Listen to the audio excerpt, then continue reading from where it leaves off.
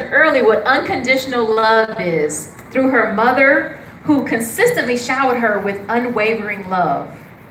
At that tender age of 11, Tania's mother transitioned unexpectedly, causing her to embark on a new life in Texas with her father.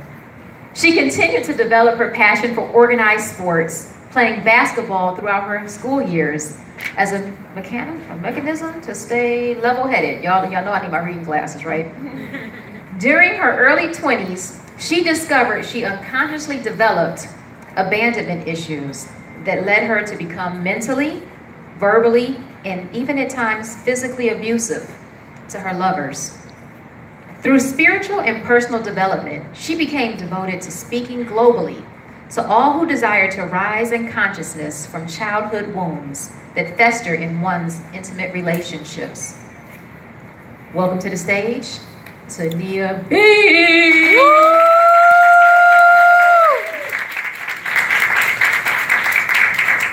How's everyone? Well, yes. Beautiful, beautiful. All right, so yeah. So growing up in high school, I never really felt extremely beautiful or ugly, just somewhere in the middle. I was never allowed to wear makeup or, get my nails done or wear fitted clothing or get my eyebrows done like most of my peers. And I definitely didn't feel beautiful because I had flat booties. So. So I never really got to experience the beauty things that I thought that will really help me develop into my womanhood. So that was definitely a challenge for me just growing up in my teenage years. But even though I felt that I didn't have the super glamorous growing up life, I did feel that I had like a great sense of inner beauty because of the traits my beautiful mom left me before she transitioned into the heavenly realms, which was playfulness and honesty and kindness and unconditional love. It wasn't until my freshman year in college my inner beauty traits began to fade as my shadow self started to make herself known. Anybody know about their shadow self? Yeah. All right, so I started to date women in my first year of college, in my freshman year of college. Well, I realized that I had some crazy in me, okay? That I never knew existed.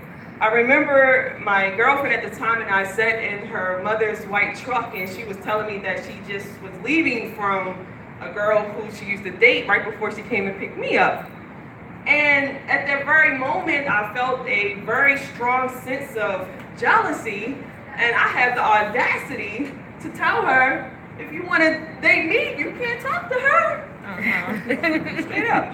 No, it's not going to be like that. So that conversation was a foreshadow of myself that was going to take me into the dark night of my soul. Wow. So over the next several years, I became a person who I could not identify with. And over the course of dating different girlfriends, I realized that I became really extremely controlling and insecure and possessive and angry, depressed, unworthy, sad, frustrated, lonely, betrayal, trust issues, just being mean, and sometimes just being just evil sometimes.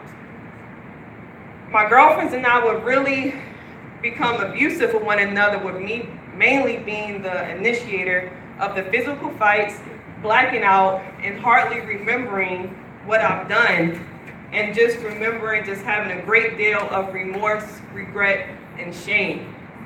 I didn't like having that sense of what was happening inside of me at all. I didn't know what was going on, what was wrong, because I was never like that in high school. I never shown any type of signs that something was wrong with me. I just really thought something was wrong with me and I could not control those emotions.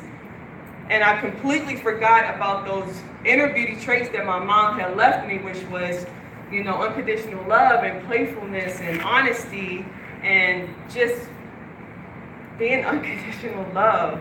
So my shadow self really began screaming at me, wanting my attention to discover the unresolved issues and wounds I was not aware of. So my last girlfriend finally stood up to me and stood up for herself and no longer let me talk degrading to her. She broke up.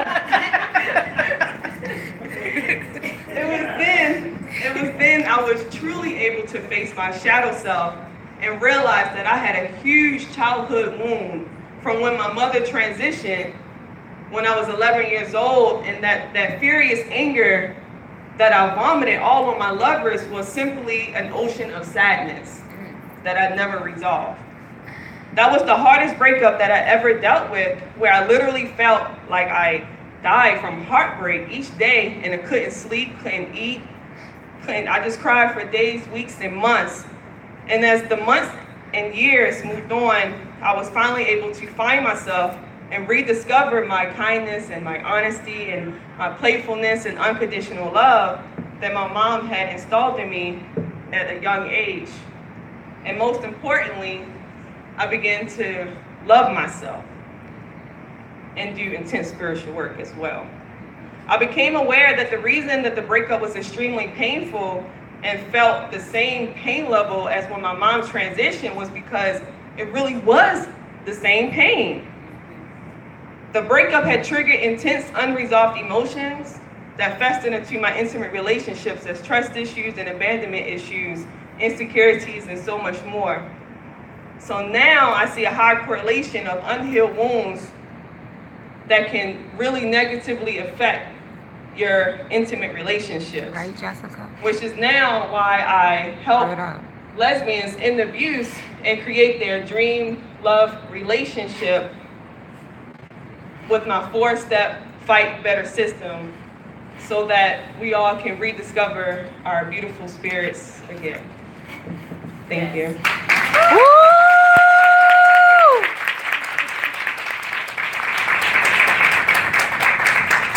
We had a fight who gonna win near to the end.